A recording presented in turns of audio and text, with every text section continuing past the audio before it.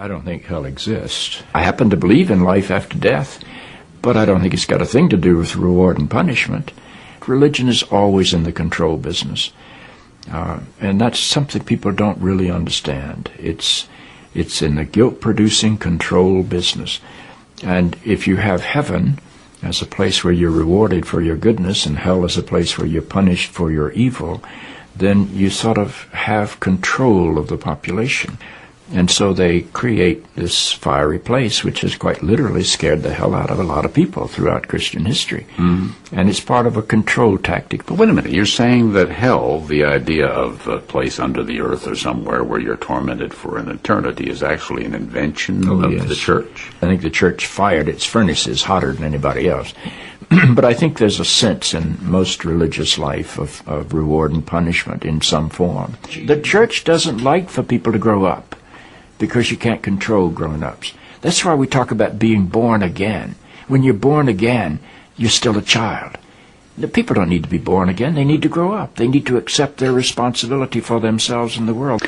What do you make of the theology, which is quite prominent these days in America, which is that there is one guaranteed way not to go to hell, and that is to accept Jesus as your personal Savior? Yeah, I grew up in that tradition.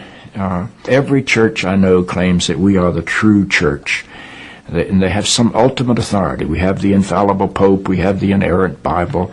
The idea that the truth of God can be bound in any human system, by any human creed, by any human book, is almost beyond imagination for me. I mean, God is not a Christian.